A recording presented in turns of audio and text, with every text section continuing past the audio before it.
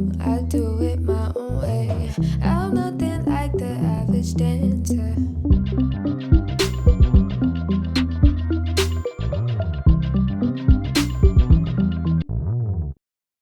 I'm Trinice Williams. I'm from Dallas, Texas. My name is LaQuise, better known as Queese on the Team, originally from Benton Harbor, Michigan. Hi, my name is Erin. I am originally from Kansas City, Kansas. Go Chiefs. Hello, my name is Patricia Frazier. I'm originally from Alexandria, Louisiana. Hi, my name is Brittany Wise. I'm originally from Tulsa, Oklahoma. I currently reside in Dallas, Texas. My name is Carla Wright, and I'm from Arlington, Texas. My name is LaDeja Grant. I'm from Plano, Texas, and I've been dancing consistently for the last 7 years. My name is Demetra Lee. I'm from Austin, Texas. The reason why I started dancing, well, I first started dancing when I was like 3. I started dancing before I could walk. Apparently, I got rhythm in my bones. I'm the youngest, and my older siblings tell me I was dancing to the ceiling fan. If it had a rhythm, I was dancing to it. The car started and the ceiling fan. My mom always said that I was the life of the party, like I was that kid that everybody like, your auntie be like, girl, baby, show everybody your moves. When I was younger, I danced when I was a kid, when I was 8, and my mom stopped me from dancing because I was too big. But as I got older and got into high school and college, I found out that size, yes, people are gonna talk about it, but it's more so, do you have the time and effort to put into your craft? Because that's what it is. It's art, and you have to work on it.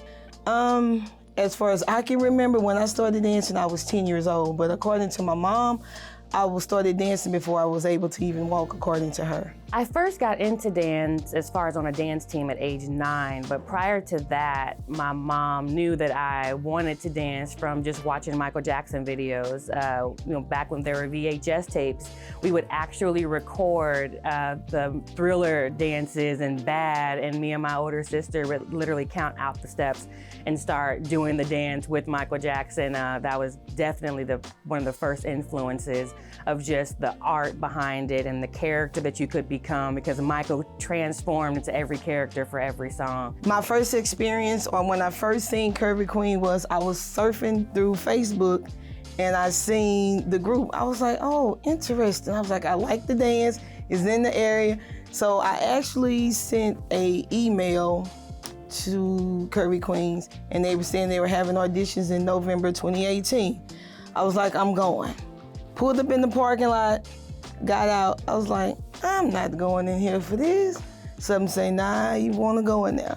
And I was like, okay, it's now or never. And if you don't go try out, then you're not gonna know, because I was like, I gotta go by myself. Everybody else was there with a friend, a sister, a cousin, or somebody, And I went by myself and tried out by myself, because I'm like, well, if I don't do it, I can only blame me, for missing that opportunity. So just like bite the bullet and, do it. I did not get picked. I came in with my best friend. I auditioned. I just got overlooked. I don't know how. I'm 6'1". But I think it was like a week later, I went back with my best friend for her rehearsal, and she was calling all the girls to the floor. And she was like, well, why are you still sitting there? I was like, I'm not on the team, you didn't pick me. I didn't pick you? Why did I pick you?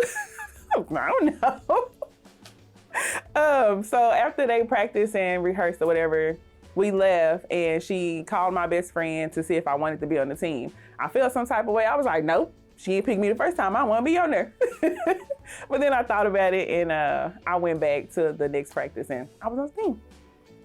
I was confident that I could dance, but did I have any formal training? No. Did I have it to where, like you had to learn a routine? No. I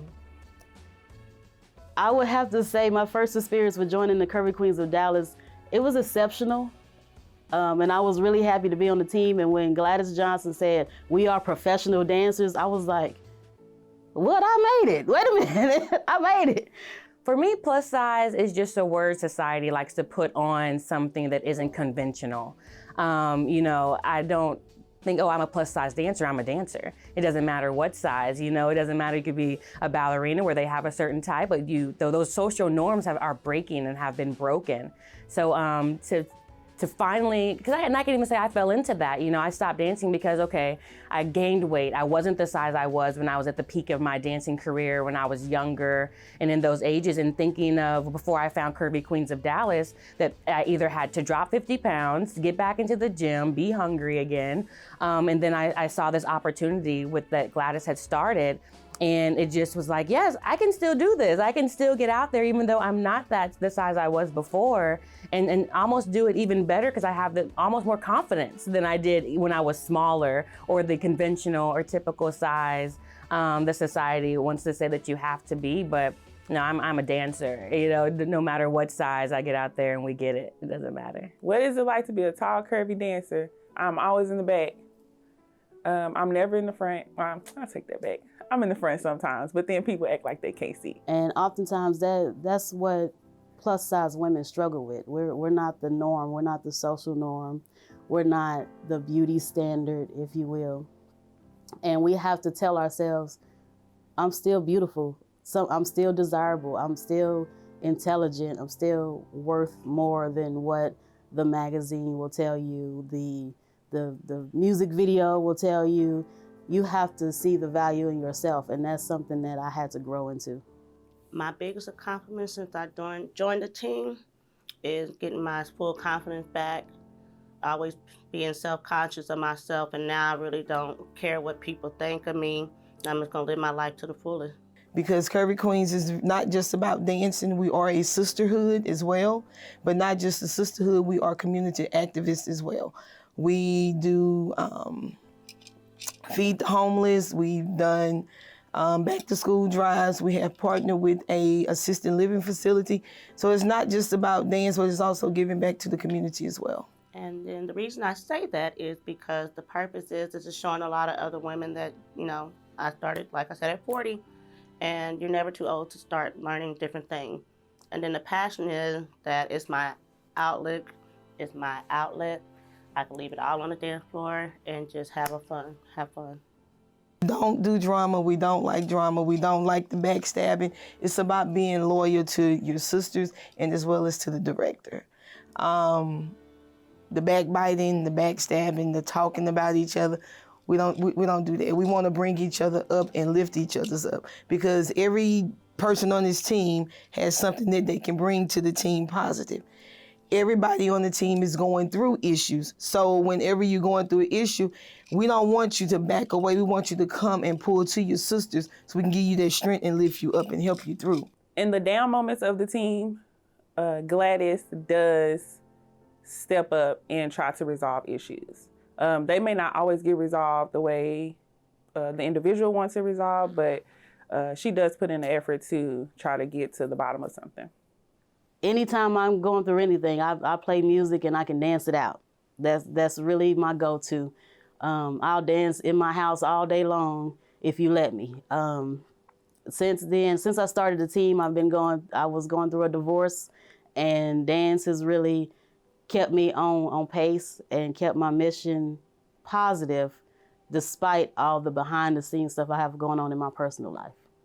Since I've joined the Curvy Queens, I've been inspired by all the women. We all have different stories, we all have different backgrounds, but none of us judge each other. At the end of the day, it is a sisterhood. Of course, we're gonna argue. Of course, we're gonna have moments, but at the end of the day, we got each other's back, and that's what's most important, because during this time, we need to uplift each other. And that is when, I didn't dance probably for 3 or 4 years. I've always had some form of it, whether I'm taking a Zumba class or I'm just gonna drop in on this dance class here and there. But I just felt like it was over, it was done. And that's where Curvy Queens of Dallas, I just knew I had to try out for it and become a part of it, because that is my happy place. There was no judgment, doesn't matter size, height, weight, and it didn't matter your level of experience, which is awesome, because you're not expected to have this mentality, this experience where you're supposed to know certain things and terminology. So just having the broad range and the commonality is that, do you love to dance? Are you willing to put into work? let's go. It doesn't matter. Everything else, there's no question about it. So that would probably be the best thing about finding Curvy Queens, and compared to the experiences before where I thought that it was just a dream that ended, and it hasn't. Dancing is a purpose and passion. I've learned that since I've been on the team. It started out as a passion because I've always liked to dance. I just never knew how to dance. And the purpose since I've been on the team, for me, is self-confidence, encouraging other people. I do know there was one girl on the team. She started following me on Instagram before she joined the team, and she was really excited to audition. So that kind of made me feel good that we do inspire people that follow us. When you have a passion is something that you like doing. And now that I like doing it, now it's my purpose. I'm pushing forward. I'm trying to motivate other women to do it as well. So it's not just something that I like doing, it's something that I want to do now as well. I keep dancing because it is my outlook. It keeps me going. The reactions that we have from people once we get off the stage or perform, they see us doing something out in public, the love that we receive, to know that we're doing something right for the community, and not only for ourselves, but for them as well. Whenever somebody tells me that they want to dance, no matter what size they are, and they tell me that, oh, I don't dance because I'm too nervous, or I don't have the confidence, or I don't think I'm good. My first thing is to try to get them to talk to me about why they want to dance. And then if they say, well, I want to dance so I can feel pretty, or I want to dance so that people notice me, then I try to, gas them up on maybe some physical attribute that they have, and then I'll just show them maybe a dance step or two to show them, hey, you can do this too, something simple. And even a simple thing as a 3-step turn, people think that's amazing, and if they can do that, that's the first step. So I think that would be the motivation in itself. If you're not that confident, this is where you'll find it. I've even gotten more confident in my body, because most women have, they call it the term body dysmorphia, where you're wanting to be skinnier, you're picking apart, you lose the 10 pounds and you're still not happy. You lose the 25 pounds and you're still not happy. So I have that a little bit, but I have gotten so much confidence in just being comfortable in my skin and just not caring. I've got a group of women around me where we're supporting each other. You look great, you're a baddie, you're doing it. And you need to hear that. And you need to be surrounded by that type of positive energy. So if you are in any way not confident about that, or you're nervous, you don't have that this is where you need to be. You need to go and join a team, because you will find that, especially if it's in something that you're interested in or wanting to get interested in and wanting to do more. It just boosts everyone's self-esteem. And I can guarantee you that every woman on this dance team will say that it has boosted their confidence so much more. Even if you didn't think you needed a boost, you've taken it to the next level if you've hit that plateau. But I know for me personally, just by being on the team, I'm willing to have a half shirt on now, where before I'd be like, oh, I can't do that. No, they're gonna look at me, they're gonna call me fat, they're gonna do this and that. And now it's like, shoot, I'm around 15 other women that are doing the same thing, and we all love each other and we're supporting each other. And no matter what you do, someone's gonna have something to say, positive or negative. Do it, live your life, live your best life. My motivation to other women, do you. Rock out, have fun, be yourself, don't care what other people say. If someone tells you no, keep pushing until somebody's gonna tell you yes. Starting out with Curvy Queens of Dallas in 2018 of November, I was originally just a dancer, but now I've become the public relations director of the Curvy Queens of Dallas, being that we are a 501c3 incorporated now. So pretty much, I'm a dancer / public relations director. My graceful and talented director, Gladys Johnson, has allowed me to choreograph a couple pieces, so I just love what I do. Okay, so originally when we started the team, I came on because I was on the team with Gladys before, and Gladys was like, had ideas everywhere. She had a lot of stuff that needed to be done in the beginning, so it was like me and her like working together, pretty much. Like I would print off contracts and bring stuff. Ooh, the funniest thing that I've had on the team, I remember we were dancing at one of the I Survived events for breast cancer. And we were dancing on top of an apartment building, and in the middle of our dance, we look up and we see a guy staring at us from his apartment. And at the same time, me and Queese just bust out laughing in the middle of dancing, and then we're still dancing, just laughing. And that was like the funniest thing. Because when you're dancing, you don't expect to see somebody. I think he was, in his pajamas staring at us from the balcony. Behind the scenes of Kirby Clean, I'm the captain. I make sure that we have refreshments, water, decoration, anything that needs to be done. I'm usually the first one. If I'm not sleeping overnight, the first one wherever we need to be at our location. Any questions or concerns that the ladies may have, they can come through me and I'll address it to our director. Since I've been on the Kirby Queens, I've learned that everything does not happen overnight. A lot of people have their get-rich-quick schemes and they go viral for untold reasons, but it really is whenever you get to see people actually putting in the work to run a dance company, a dance team, I've learned that it's just not easy, and it feels good to do things that are not easy. Like going viral is one thing, but putting in the work to make your dance company pop and make people notice you, it feels good to see that happen. Trust yourself and always ask those questions that you think don't nobody care about. If you have a question, ask the question. A lot of people say no question is a dumb question. That's true. I know it's cliche, but I ask a lot of questions. People are like, girl, why you ask so many questions? It's because I like to know. And if I don't know, then I don't have the right tools to help me complete whatever task I have to complete. So I ask a lot of questions. Dance is a happy place. Dance is my joy, it's my passion, it's my purpose. Dance is truly a gift, and the Bible says your gift will make room for you.